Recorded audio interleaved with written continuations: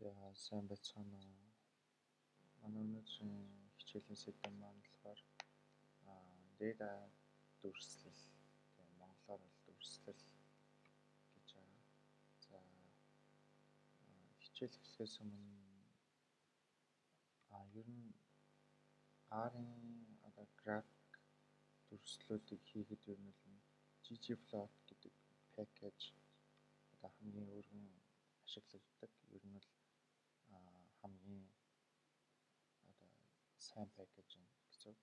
Тэгэхээр өнөөдрөнд бас ggplot гэж яг юу юм, ямар хүн хийсэн гэдгийг тавчхан хэлье.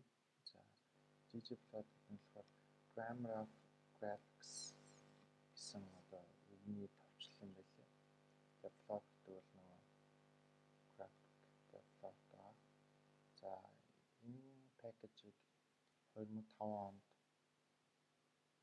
энэ хүн анх гаргасан байгаа. Тэгээ тэрнээс хойш сайжруулаад одоо хүртэл явж байгаа юм билээ. За эхний ээлжинд нь ggplot 2 гэдэг пакэжийг татчихъя. За дараа нь gg45 plotly гэдэг хоёр пакэжийг татнаа. За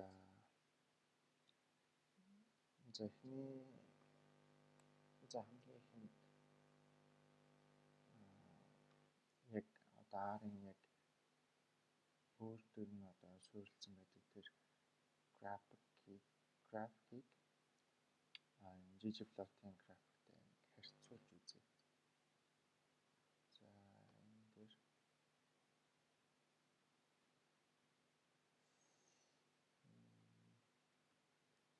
за нэг ийм пакэж байгаа шүү. Энэ пакэжийг татчаараа юуны R-ын өөрийнх нь датасет дээр байдаг хаа.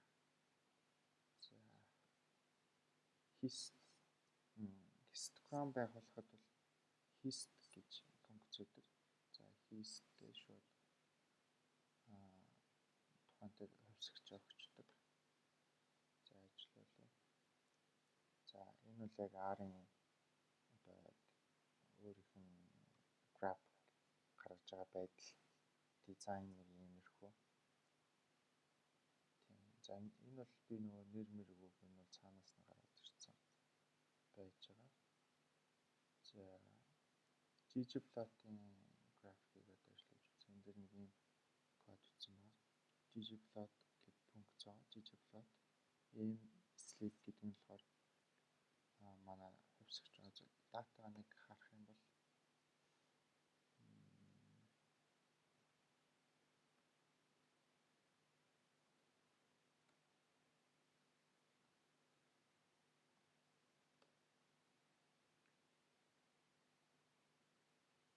sleep замаа дата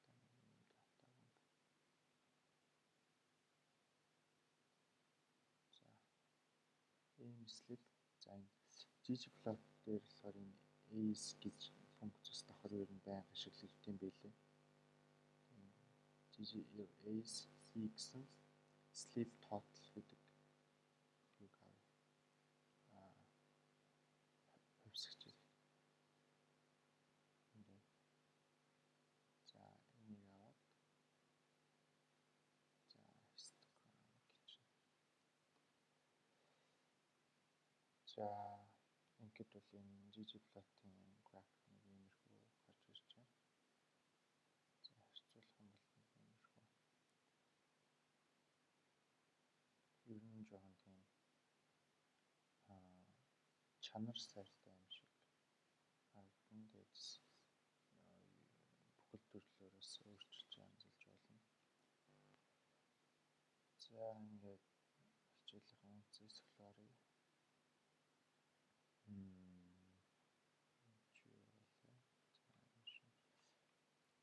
За эндээс за ер нь миний хичээлийн явц бол шууд графикуудаа хийх явчихна.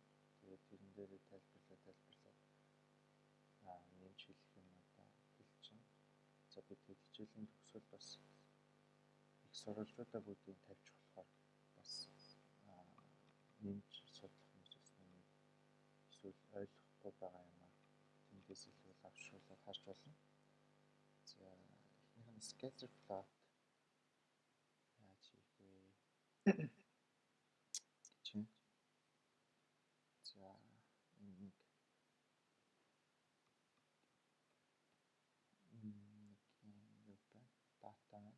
За энэ бол баг R болгон дээр байгаа хаа. За энийг ажиллуулчих. За ер нь л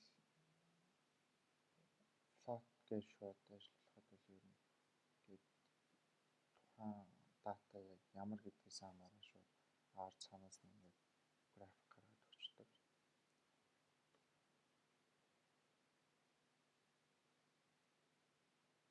За энэ fair гэдэг нэг юм функц үүдэг. Энэ болохоор нэг одоо нэг юм табл дээр одоо хэдэн жижиг графикууд хийх вэ гэдгийг одоо энэ дээр тохиолдуулдаг. 1 2 гэх юм бол нэг мөрөнд 2 график, 2 2 гэх юм бол 2-ыг ирсэн 2 гээд 4 график байрлана гэсэн үг. Энэ дээр бол 1 2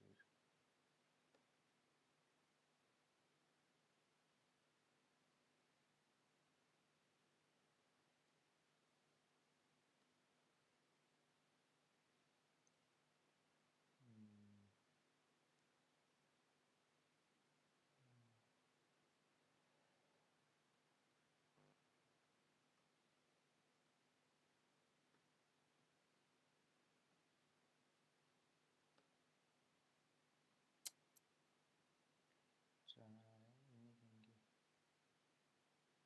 speed mode энийг ажиллах. За юм байна. За одоо энэ графика дахиад байгуулах юм бол ингээд 2 2 гараад ирж байгаа. За энийг 2 2 болгочих. Тэнгуут ингээд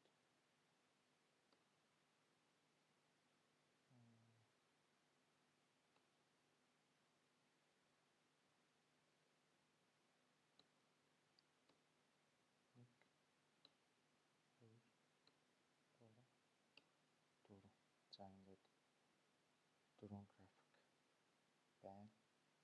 За энийг томруулаад харах юм бол нэг юм том юм дээр 4 жижиг график байна гэсэн.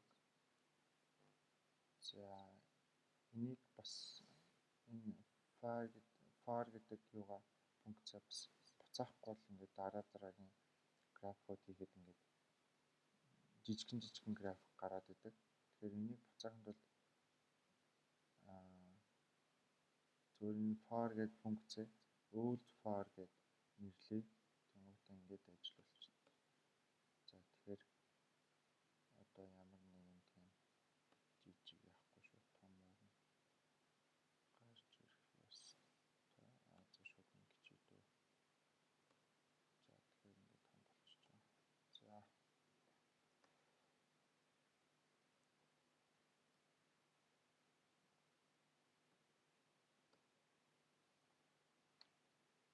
за бас одоо илүү жоохон детальчилж авч үзье. За speed disk гэдэг хоёр бол манай хоёр хувьсгч байгаа. График гаргахад одоо x y гэсэн. За PCH гэдэг нь болохоор энэ одоо энэ дээр бол гурвалжин байна. 6 хямрал доошоо. Энэ дээр дандаа нэг тийм тоогоор идэв юм лээ R дээр. Ингээд өөрчлөгдөв. Одоо нэг гэх юм бол энэ чинь зүгээр. За энийг эндээс харж болно.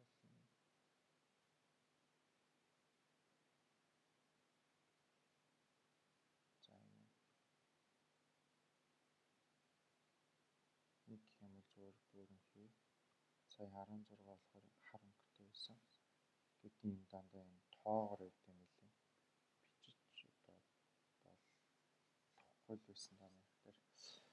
Тийм за өнгө ус байна. Өнгө ус бас тоогоор өгд юм билээ.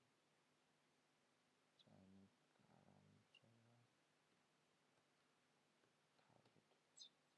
5 гэвэл нэг юм 9 центнер 2 гэвэл улаан гэх мэтээр. За X lab гэдэг нь болохоор label гэсэн үг. Энэ болохоор нэг X тэмдэглэг, Y тэмдэглэгийг нэг нэрлэж байгаа. За X тэмдэглэгийг юу хүчиж болно. Гэтэ нэрлэхдээ тодорхойлох хоёр цэгээр марцж болохгүй. За энэ дээр бол одоо X тэмдэглэгээ за юу хүчиж болно хамаагүй.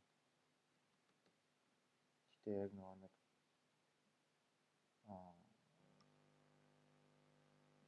нэг ийм граф жинхэнэ ийм граф хийж байгаа тохиолдолд яг нөгөө нэг юуныхаа хувьсгаж байгаа нэрээр л нэрлэн л дээ. За speed за нэг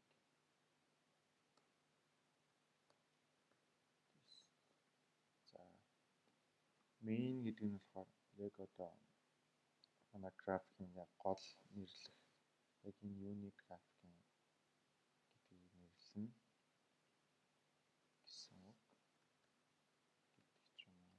За бас X-lim, Y-lim бас өгч болно. X-lim бол нэг X тэмдэглэгийн одоо хамгийн дээд утгыг тодорхойлж өгдөг. За энэ дээр за нэг 80 болгоод үзье. 80 болоход ямар өөрчлөлт.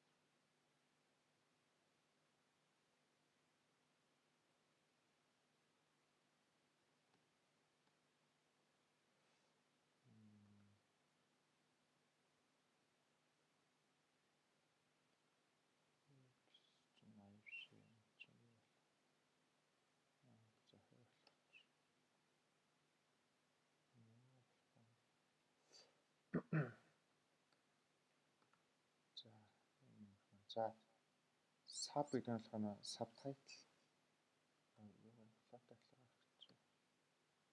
за sub нь болохоор арай дэд title байгаа. За нэг жижиг плотоор өччих. Тэгвэл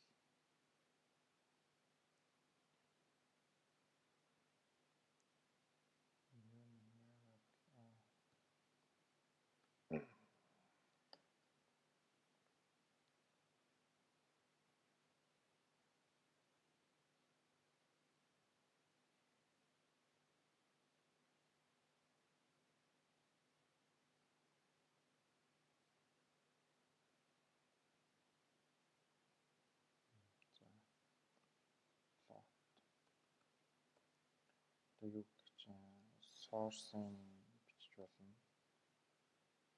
Source ингэж байгаа ингээл бичиж. За өөр эндээсээр нь харчих болно л да. Гэх мэтэр байна.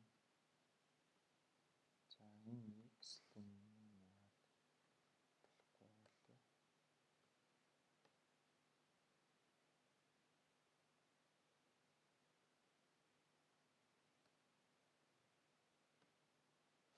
За цаашаа явцгаая. Бид нэр цаг маш бага байна. За дараагийн график нь болохоор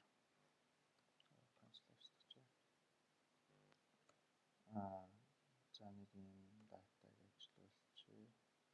За энэ дээр юу харуулах гэдэг вэ гэхээр R дээр шууд ямар ч хувьсгчлэр plot функц ашиглаад ажиллуулахад тухайн одоо дата нэг ямар төрлийн дата вэ гэдгээс хамаарат харилцаа адилгүй тийм өөр графикуудыг гаргадаг байгаа. За энэ дээр бол энэ дээр бол нэг юм график гаргаж байна. Time за энэ дээр time болохоор тоо байна. За энэ дээр шууд юм шугамн. За энэ дээр бол давтамжаар нь гэх мэтэр янз гаргадаг байгаа. За дараагийн нь ggplot-оо ашигласан бас нэг график байна. За ggplot 2 пакэж ажиллуулчих. Ачааллуулъя гэсэн. За энэ MPG гэсэн датаг ашиглана одоо. За датаг ажиллуулчих. Эсвэл шууд энэ линкээр нь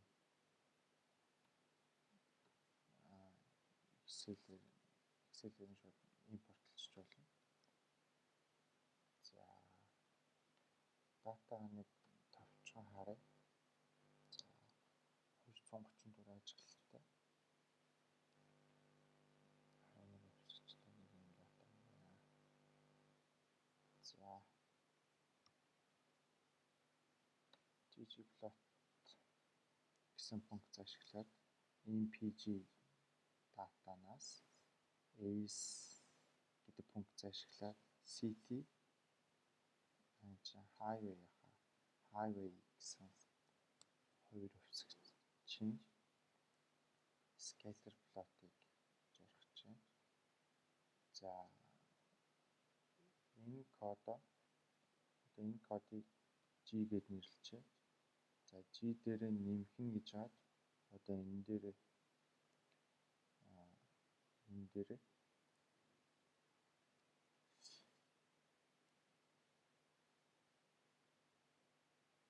за G дээрээ нэмхэн гэж хаад энэ код бол яг ямар өчтэй юм бэ гэхээр одоо энд бол ерөнхий юм гараад ирсэн. Энэ дээр одоо илүү нарийн нэрлэгч юм уу эсвэл X-ийг тэнхлэгээ юу гэж нэрлэх юм, гол тайтлаа юу гэж нэрлэх тэднээс өөр нь байгаа. Тийм учиртай код байгаа. За geometer гэдэг функц байна. За ингээд код бичиж. За size бол нэг юм хийдэж болно. За labs гэдэг функц ашиглаж хагаад одоо бүх нэрлэхүүнүүдээ нэрлэжээ. За subtitle гэж хагаад MPG гэж бичиж. За Y-гээ highway XCT title гэхээр одоо энэ шууд main title болчихж байгаа. За ажиллуулж.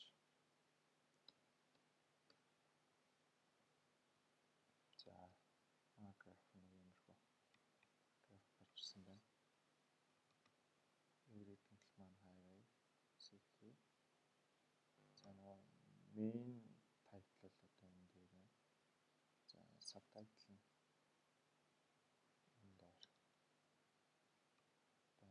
За бас caption бичиж болдог санагдаад байна. Caption. За caption дээр source бичиж болно.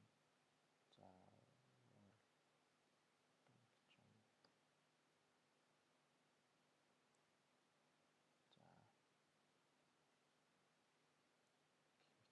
за энэ дээр л одоо дуртайгаар ажиллаж болно. За size болгочих. За энэ size бол одоо энэ манай энэ цэгэн төгөлтийн диаграмын энэ цэгнүүдийнх нь size байгаа. За энэ бол ер нь нэрлэх болно да. За энэ нь бол ер нь 0.5-аар хөвчлэн авд юм билээ. PS-ийг арай сайн ойлгож амжаагүй. Ер нь бол 0.5-аар авдаг гэдэг хаар дээр билээ. За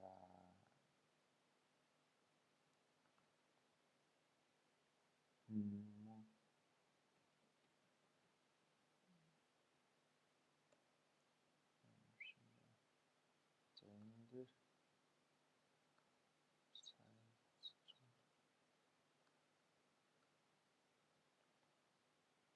за иймэрхүү.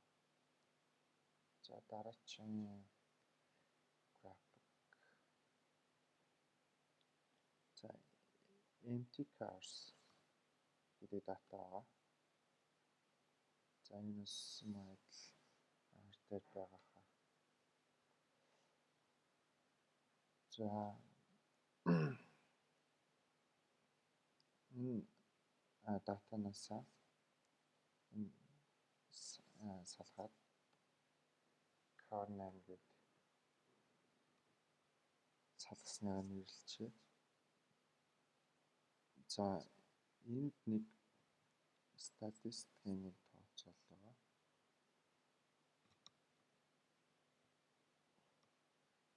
За энэ дээр MPG гэдэг хувьсгчаас хасах нь энэний дундаж хуваах нь стандарт хазаалт байгаа. Энэ юу вэ гэхээр нөгөө Z оноо. Тэгээд Z оноогоо олцоод MPG Z гэж нэрлэжээ гэж байгаа. За ингэж нэрлснээрээ дараачийн нэг код нь if функц ашиглаж байгаа. За if функц ашиглаад хэрвээ энэ MPG Z нь 0-оос бага юм бол flow буюу дунджаас доош одоо утга авна. За хэрвээ үгүй бол буюу 0-оос их бол дунджаас дээш утга авна гэсэн утга агуулгатай код байна. За энэ кодыг MPG type гэж нэрлэлчээ. За дараачих нь болохоор энэ empty cars гэдэг датанаас салгаж авч байна. Тэгээд салгаж авснараа empty cars гэж нэрлэлчээ.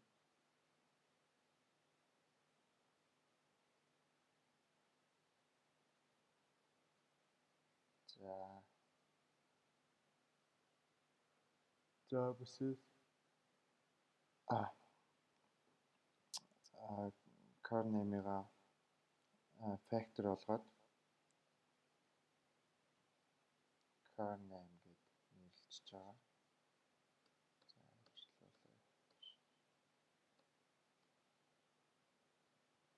За одоо энэ дээр ggplot хэсглөө орж ирж байна. За ggplot функц ашиглаад empty cars ace x нь car name y нь MPG Z. За label бол MPG Z гэж өгч байна.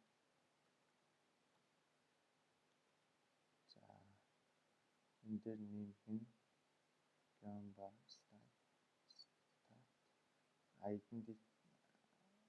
За энэ нь болохоор юу одоо тухайн дата яг ямар төрлийнх вэ гэдгээс хамаарат янз байгаа. Ер нь бол хөвчлэн энэгээр явна.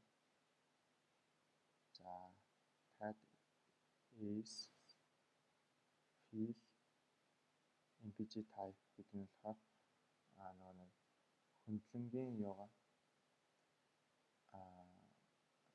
нэг нэрнүүдээ MPG type-аар шууд MPG type-ийн утгуудаар шууд өгчнө гэсэн утгатай. За энэ бол 0.5-аараа.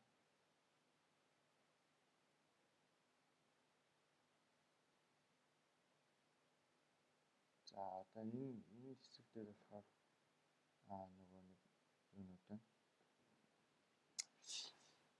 Дунджаас дээш доош гэдэг юм байна. За энэ бол энэ хэсгээ графикийн хажуудлын хэсгээ дунджаас дээш доош гэж нэрлэлчээ.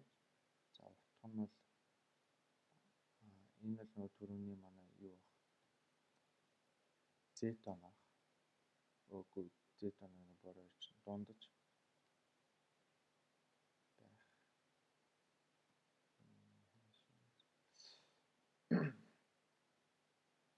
За тэгэхээр нэмэх нь labs гэж байгаа. Одоо title-д өгчээ. За subtitle-аа бол ингээд нэрлэжээ. За main title-аа бол ингээд нэрлэжээ. За гингут ийм график байна. За дундчул юм дээр байна. За ногоон дунджаас дээш утга, улаан дунджаас доош утга. За энэ дээр бол ажилтнууд байна.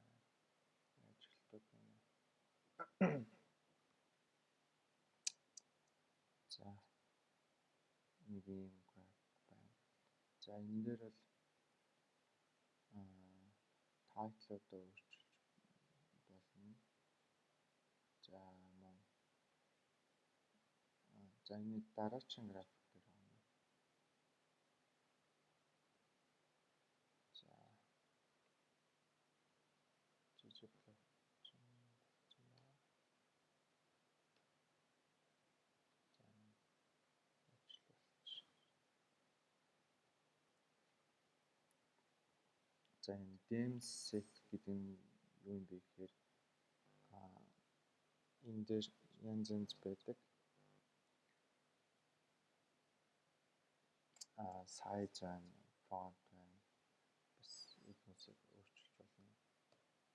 За энэ base size нь болохоор юу нь энэ график дээр байгаа бүх текстийн size гэж ойлгож болно. За энэ дээр яг юу явсан бэ гэхээр table функц ашиглаад impg-гээс class гэдэг хэсэгчийг data frame болгоод df гээд нэрлэж байгаа. За энийг class frequency-тэй нэгтгэж байгаа. За ингэж нэгтгэжээд ggplot функц ашиглаад x нь a, y нь за энэ field функц нь юу байдаг вэ гэхээр одоо графикийн хажууд хэсэг энэ классыг factor болгоод ингээд классын утгуудаар авчиж байгаа гэсэн үг. За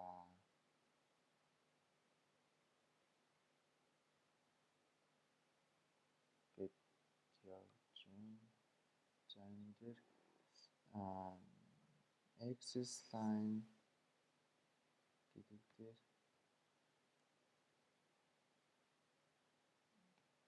blank утга авсан юм байна. За тэгээд plot title text. За энэ маань таваар аваад үзье. За тэгээд labs-уудаараа нэрлэж байгаа. За caption ингээд өгсөн. За энэ бол нэг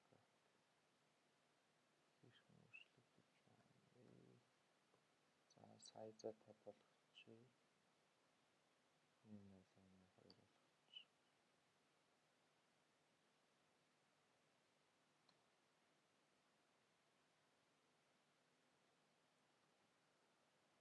За энэ font бас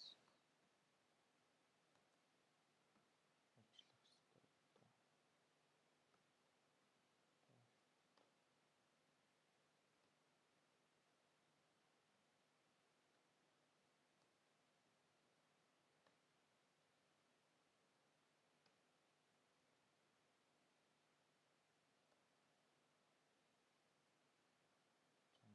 Ажилтгана.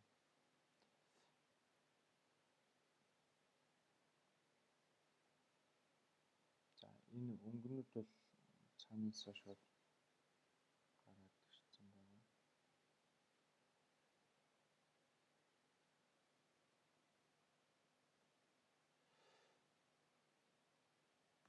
Нэг 45 болгочих.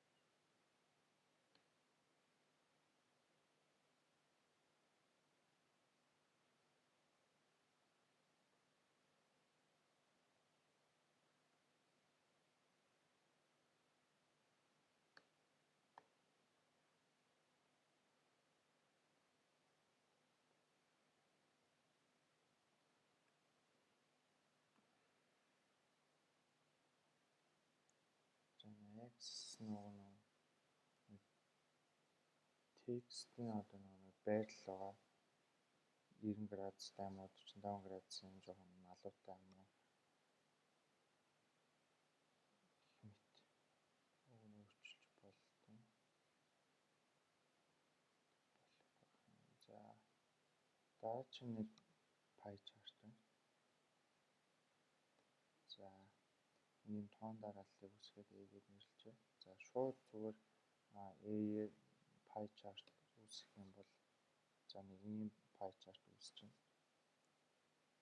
За энэ дээр нэг гэдэг нь энэ 3. Тэгээд энэ нар буруу утга авцсан байна. За эсвэл одоо энэ бол шууд 1 2 3 4 5 гээд явцсан байна. Эсвэл энийг шууд тус нь өөр нэрлэж болно. За энэ дээр зүгээр GR, B, C, D, E гэж нэрлэжээ. За энэ бол ямар ч хийж болно. За ингэн гутаа энэ edges гэдэг нь болохоор өнцөг байгаа. За энэ хэсэг тусам нөгөө тал нь багасгана. За энэ багасгана. За энэ 30 болгоод үзье.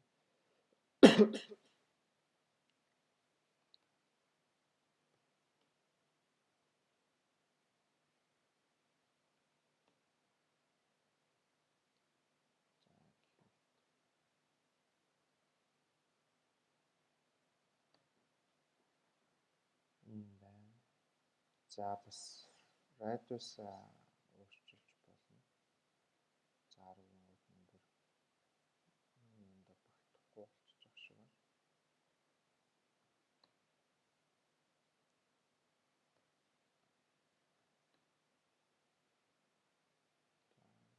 За эсвэл энэ дээр 0.2 гэвэл энэ даа болчихж байна. За энэ clockwise гэдэг нь цагийн зүүнний эсрэг үгүй юу гэдэг. За энэ дээр бол false гингот цагийн зүүнний эсрэг болчихж байгаа. За true болгож мод нар зөв буюу цагийн зүүнний дагуу болчихж байгаа. A, B, C. За дараачихын юу гэхээр англ гэдэг нь болохоор юу байгаа.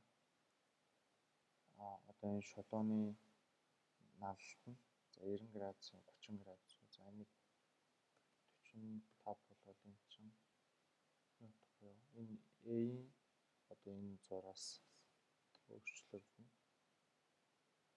За B-ийнхийг 30 болгоё. За 60 болгоё. Гэвэл нэг гээд өөрчлөн. За энийг бол хүснээр өөрчилж болно. За density чинь 5. Энэ нөгөө нэг юу? Энэ зураас хоорондын зай гэх юм уу?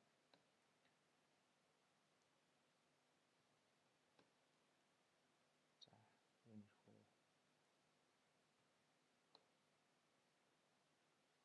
За энийг энгийн шууд тоогоор нөгөөд үзье. За 2 бол улаан болж байна. За энэ бол хүрээний өнгө байгаа. За нэг бичиж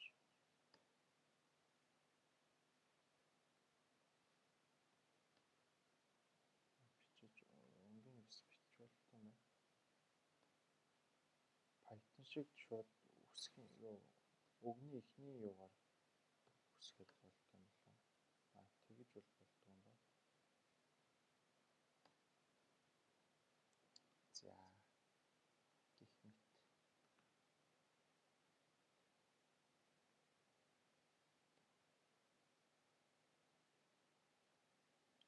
За эднээсээ бүгдийг нийлүүлээд нэг код бичиж радиусын 0.4 true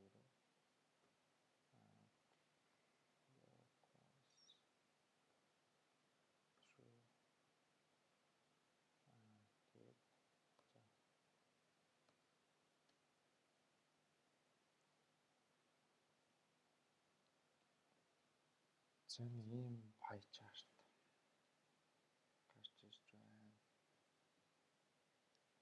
За Instagram бас байгуулж болно. За Instagram байгуулахын тулд Plotly гэдэг пакэж татаж аавна. За над дээр бол татсан байгаа шууд ачааллуулчих. За plot doors fly гэдэг пункт гарч ирнэ. За энэ пунктээрээ x нь r norm буюу нормал тархалтай тийм рандомаар 500 тоог авъя. Тэгээд hyphen Instagram x утгатай код. За энийг graphic гэж нэрлэж байна. За гэвэл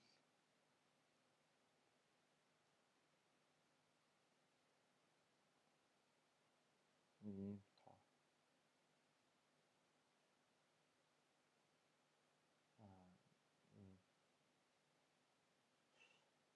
график гарч ирж байна. За хэвийн тархалтай. За энэ ggplot-оор график үүсгэсэн тохиолдолд ямар одоо даваа талтай вэ гэвэл өөр төр нь нэмэлт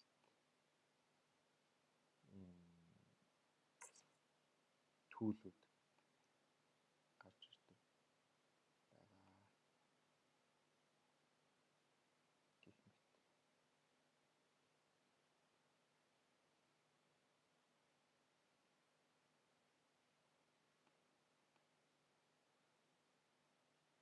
За энийг 500 арга болгоод үзье. Арга бол нэг юм байна.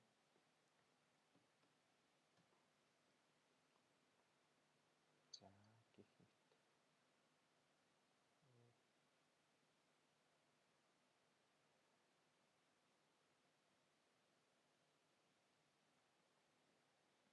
За эсвэл шууд R дээр өөрийнх нь пункт зоо hist гэдэг. За энэ дээр hist x нь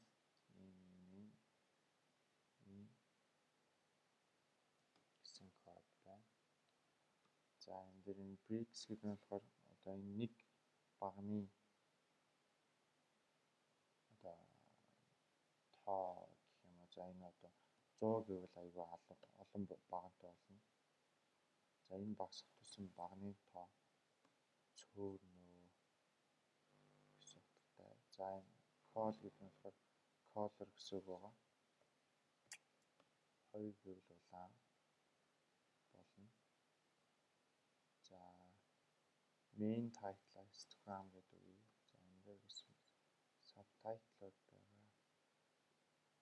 За bordering гэдэг өгчээ. За x-ийн нэрлийн модуль нэг дээд утгад байгаа.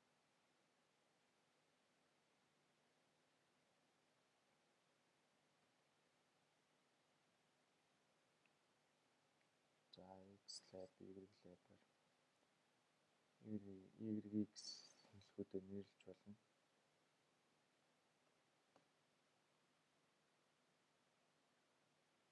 За улаан өнгөтэй хар үрээтэй Instagram гарч ирж байна. За дараачих нь bar chart байна. За MPG гэдэг дата байгаа. За энийг attach гэдэг функцийг өмнөх хичээлээр ярьсан. Энэ бол нэг доллар ашиглаж хийгээд өгдөг тэр үйлдэлийг хүн хөвчилдөг.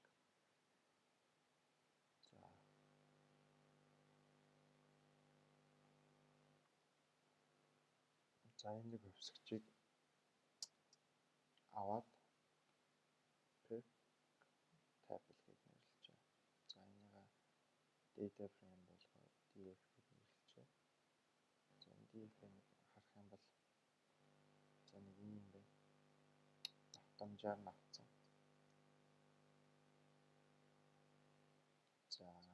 жижиг плат ачааллуулчих.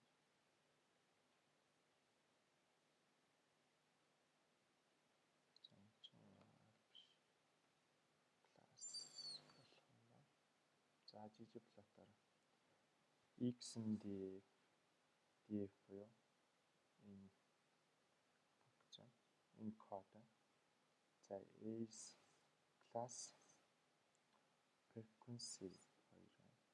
За энийгээ g гэж нэрлэжээ. За g дээр нэгэн given bar. За хийлэн энэ Tamato 2 гэдгийг авч ийн. За labs-ээр title-уудаа, subtitle-уудаа өгчээ. За нэмэх нь dem гэдэг функцэн. За энэ dem бол за одоо харъя. За энэ бол нөгөө нэг x-ийг тэнхлэхийн нэрсэн нэрнүүдийн өнгийг ч юм уу тэр нөгөө нэг босоо хэрэгтэй байдлыг тааруулж өгнө.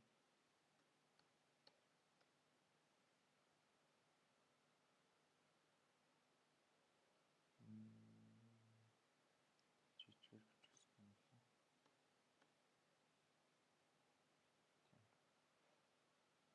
За энэ манай график маань ийм график гарч ирсэн байна. За энэ dem функцээ одоо жоохон тайлбарлая. За dem access text тэнцвэрлэмийн text гэдэг функц ашиглаад angle гэдэг нь болохоор одоо энэ бага мэлгооны доороогоо нэрнүүдийн хэвтэй босоо байдлын одоо өөрчлөн гэх юм уу. Градусын өөрчлөн.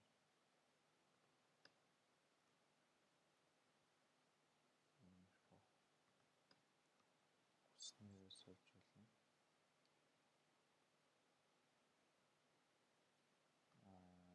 Энэ болохоор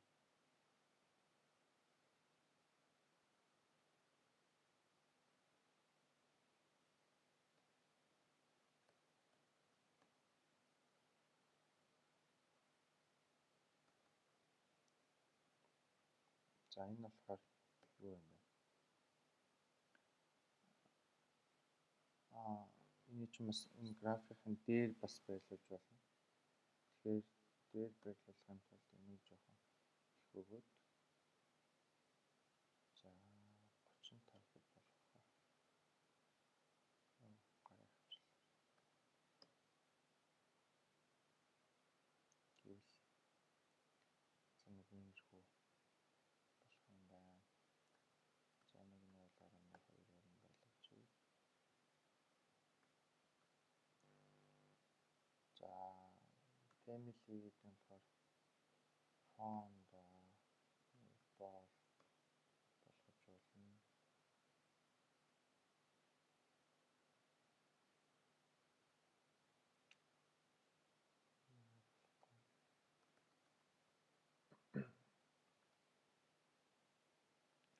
Face юм.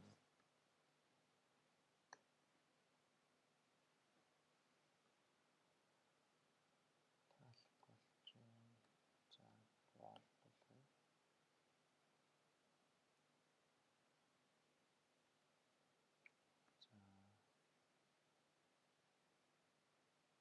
За өнгийн сольж болно. За size нь текстийн size надаа. За size бол нэг. За энэ зөвхөн энэ тэнхлэх байгаа шүү. X тэнхлэх гэх юм уу?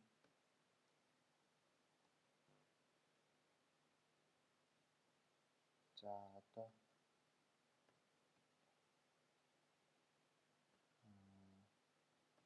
Y-ийг тэнхлэхийн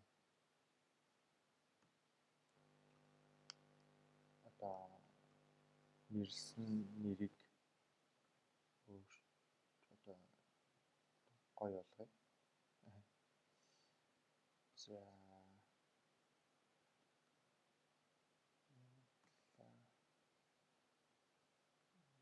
чинь 45 болгочих.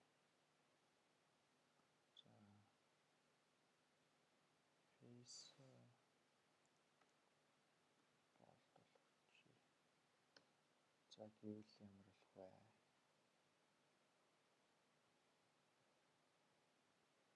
За иймэрхүү болж байна. За гэх мэтээр ингээд нэг график хийчээд тэр графикаа ер нь бол хүсснээрээ гоё болгож болно.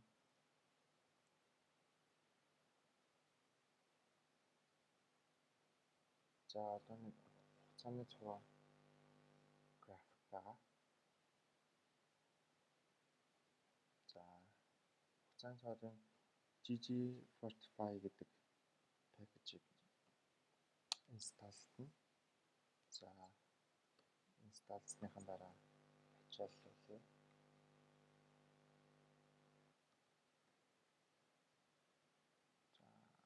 За энэ Air Passengers гэдэг нь болохоор энэ пакэжн дээр өөрөөр нэг одоо датаных нь хувьцагч юм. За ингээд хугацааны цуваа гараад ирж энэ болохоор нэг шууд юугаар нь шуман байгаа. За base size за энэ бол ерөөсөө шууд upload функц ашиглаад энэ дээр нэмхэн зүгээр labs-аараа title-удаа өгвөл за тэгээд dim функц ашиглаад plot энэ dim гэдэг нь болохоор ер нь бол ерөнхий тэнгуудаа дотроо дахиад plot title юм уу эсвэл өмнөх шиг энэ access text x y аль нэгнийх нь текстийн өөрчилдөг ч юм уу. За энэ дээр бол plot title өөрчилж байна. Plot title-ийн element text гэж өнгө нь за энийг 6 болгоод үзье. За энийг таалагдах болгоё. За энд харж байна. Өөрчлөлтүүд байгаа. За h just гэдэг нь болохоор нэг юу одоо энэ хоёр талаасаа хэр хэмжээтэй байх вэ? Голлох уу, захалах уу гэх юм уу? Тийм утгатай.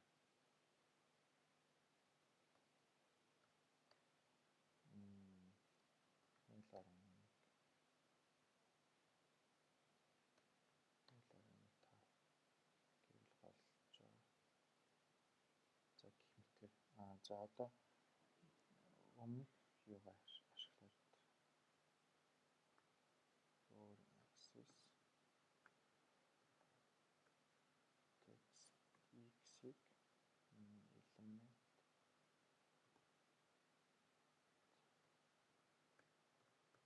text за 1.45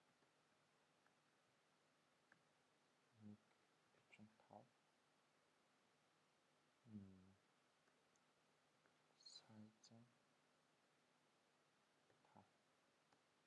За ингүүл юу болж за бууж үзсэн болцсон.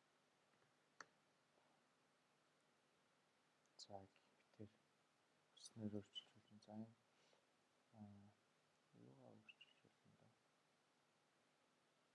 За энэ base size ч юм болохоор ер нь нийт хэмжээ нөхөө. Тийм ер нь бүх одоо энэ юун дээр байгаа график дээр байгаа бүх текстийн size болчихж байгаа. За энэ дээр яаж болно?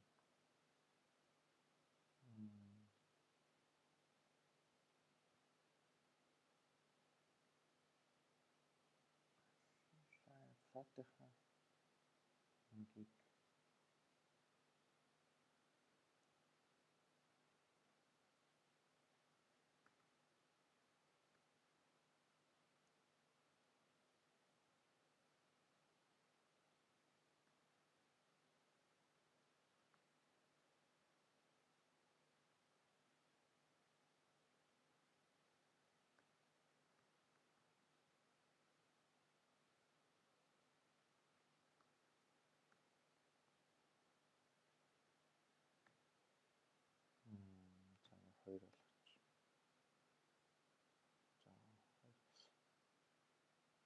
түр хэлцэнтэй ер нь бол бичиж болно, бас шууд тоогоор явуулж болно. За энэ дээр x тэмдэглэг байгаа бол за нэг одоо x-с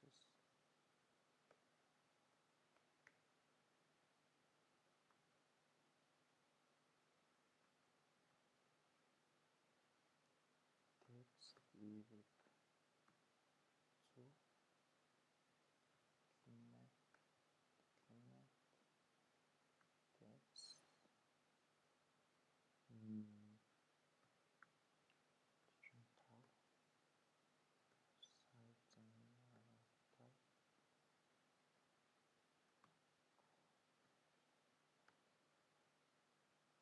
за болж байна. За нэг x-ийн logistic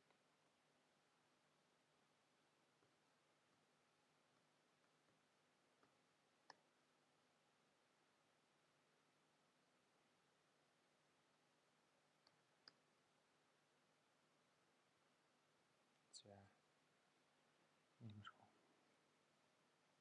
За өнөөдрийн хичээлээр та бүхэнтэй дүрслэл өвдлийн дүрслэл монголоор өвдлийн дүрслэлийн талаар ер нь өнгөцгөн ярьлаа. Тэгээ бас 2 дугаар хичээл гэж бас тавигдах өвдлийн дүрслэлийн 2 дугаар хичээл гэж тавигдана. Тэгэхээр тэрэн дээр бас илүү нарийн зүйлсүүдийг яриад бас анхны хичээл дээр дурддаггүй зарим нэг төлөвлүүд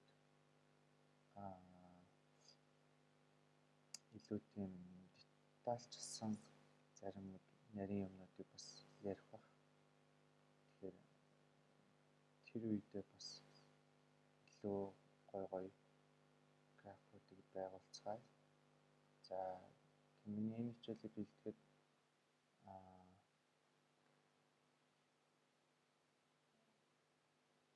одоо энэ хичээлийг бэлдсэн их сурвалжууд байна. За энэ их сурвалжууд руу ороод бас энэ хичээл дээр ойлгож аваагүй эсвэл илүү сонирхолтой санагдаад цааш нь судлахыг хүссэн зүйл гарсан бол эдгээр линкүүдээр ороод бас илүү нарийн судлаарай гэж хүсье. За анхаарал хандуулсанд